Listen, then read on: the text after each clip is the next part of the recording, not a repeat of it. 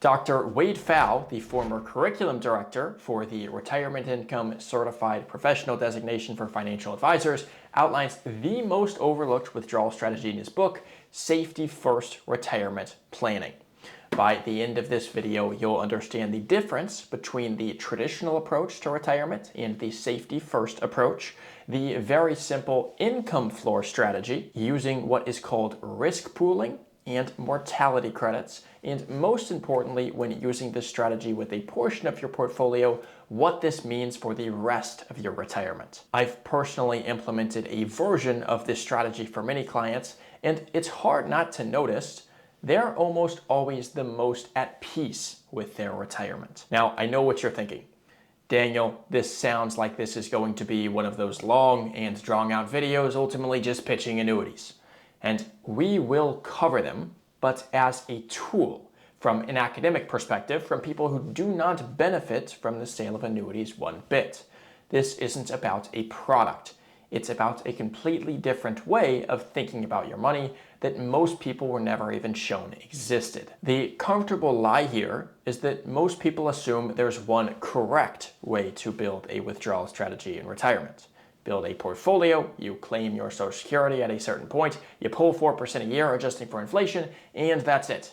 Well, that can be the foundation for an excellent strategy. It's not the only one, and it's not always the best one either. Conventional wisdom fails here because almost nobody explains that there are two entirely different schools of thoughts on this dating back to the 1920s, and most retirees have only ever been shown one of them.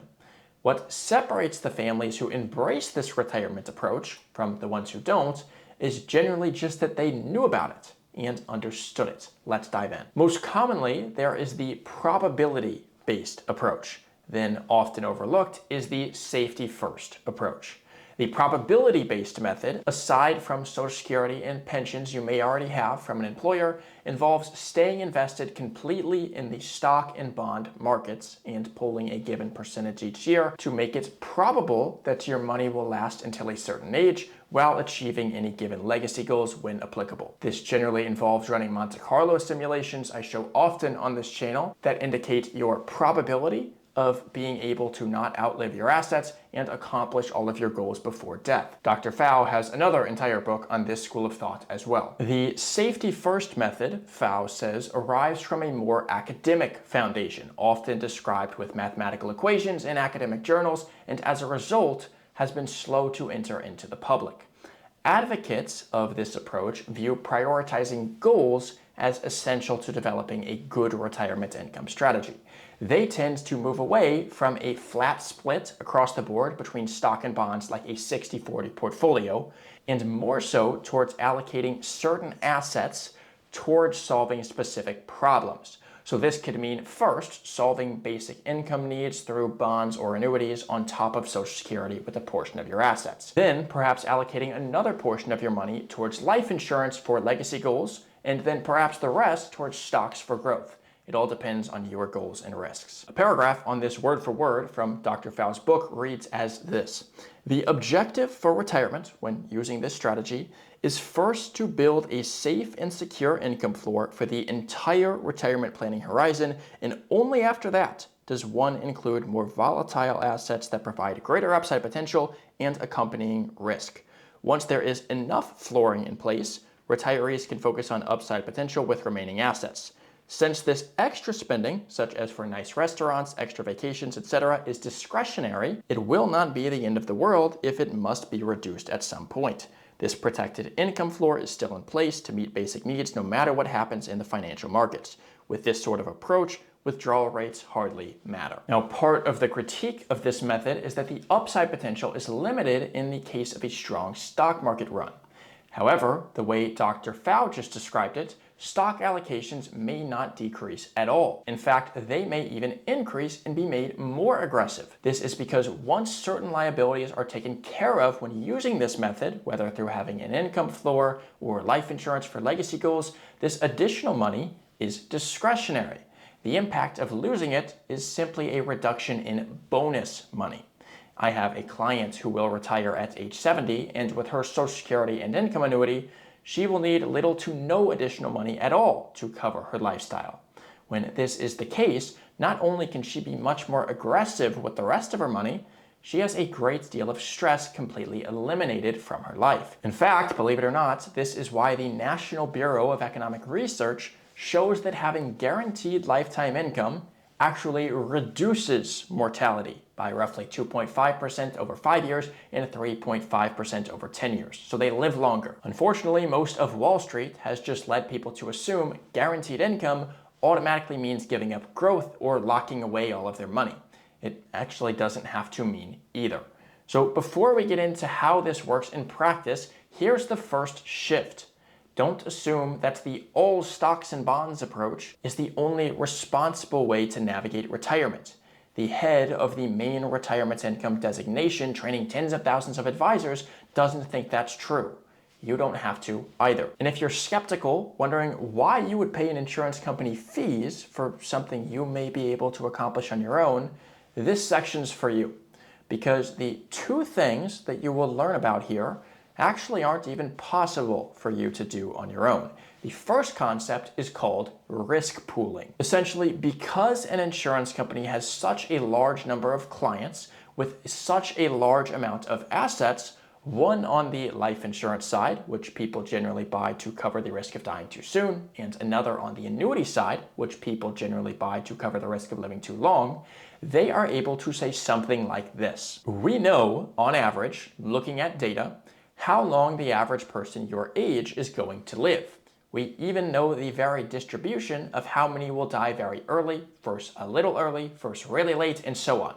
And because that is the case, and so many of these people are all willing to take this deal with us, we will transfer all of the market risk and volatility to us so you don't have to deal with it, in exchange for guaranteeing you a set amount of lifetime income every month as long as you live. That's risk pooling. Now, the mechanism that makes this possible is called mortality credit. This allows the insurance company to not only pay you based on the principal you gave them and the interest it gains when they invest it, but also based on mortality credits. These are the dollars that would have gone to the other annuitants had they still been alive. But in this pool of people, say purchasing an immediate annuity at age 60, some will pass away before age 70. Many will pass away before age 80. And each time people do pass, the insurance company now has extra money that they no longer have to pay to them. They're not here anymore. Those funds get redistributed to you while you are still alive. The longer you live, the more and more mortality credits you get from the people who didn't live as long. Nowhere else outside of an annuity of some sort with a company using risk pooling is this done. And if you're finding this useful, subscribe to the channel. You have my word, you won't regret it. Tom Hegna uses the analogy that 5 people would go on vacation each year, and one year, one of them said, hey, let's all get together and put $100 in a jar. And when we come back each year, whoever is still alive gets to split the money. Well, a year later, they came back, and unfortunately, one of them did pass away. Now, their $100 that they had all put in the jar is $500 total, which means they each get $125 per person. So that's a 25% return in 1 year without investing the money at all.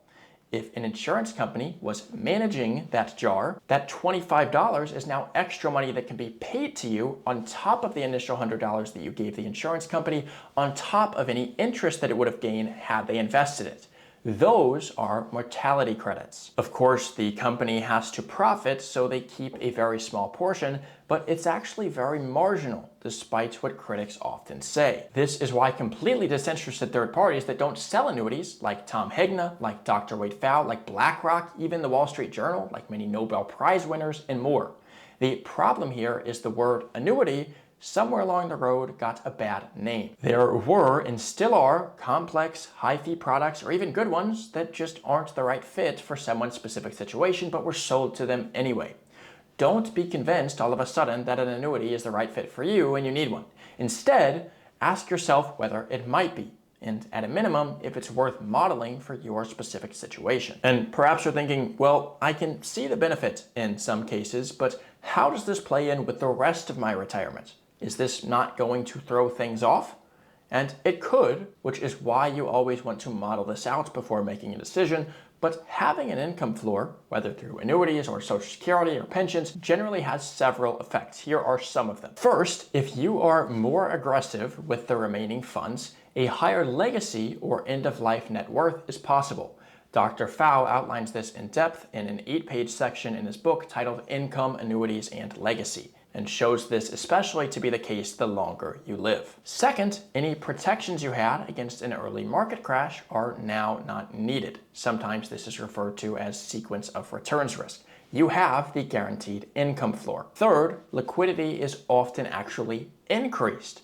This is because there has to be a distinction made between technical liquidity and true liquidity. One of the reasons people don't buy annuities often is because they don't want to lock their money up and have it be illiquid. They'll often say that when money isn't inside of an annuity and is in the stock market instead, you have the ability to access more money in any given year than if you hadn't bought an annuity. But if you need that money that's in the stock market for future income, well, then you don't really have liquidity there at all. When this is factored in, true liquidity over the course of your retirement often increases. Fourth, you now have a license to spend because you know the money will be there, which, as shown earlier, can lead to increased lifespan due to happier lives with less stress and serves as longevity insurance. This is crucial in a day and age where lifespans just keep increasing. In fact, Time magazine says the first person to live to 140 has likely already been born. See, the problem isn't that annuities have received good criticism. They have, and rightly so. It's that they've always been presented as one of the best things in the world or the worst. And while I must note, Dr. Pfau's research does also dive much deeper into using various different kinds of annuities, using risk pooling with life insurance as well, bond ladders, and more, the conversation about annuities specifically should be one of, is a certain product, given my specific situation and goals, going to be a net positive mathematically and emotionally? If that question is run through retirement software and the answer proves to be no, there is no discussion to have. If it's yes, then there you go. I had a client worried about if he would be able to retire when he becomes eligible for Medicare at age 65, or if he will have to continue working depending on how the stock market performs over the next few years. When we added in a deferred income annuity, that fear vanished. If the market drops 50%, he can still retire confidently because his essentials are covered. Nothing about his savings changed. The structure did.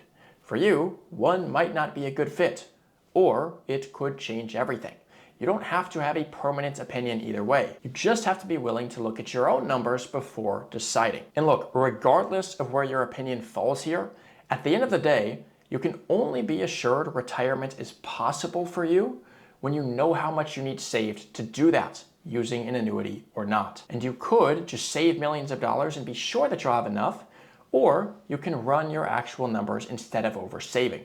If you want to do the second one, I've put together a simple one-page checklist, just 3 inputs you need to model your own retirement scenario and see if you're on track for your personal spending in retirement. There's a full walkthrough video as well. Link is the first one in the description. It's free. Check it out. Now, if part of you is still sitting there thinking, this all sounds nice, Daniel, but I'm probably still behind on retirement. And while that could be true, that's actually one of the biggest myths in all of financial media. I prove that beyond a shadow of a doubt in the video on screen now. Why most people who think they are not behind on retirement. Once you see it, you'll understand why most of the families, even with just $500,000, are far closer than they think. I'll see you there.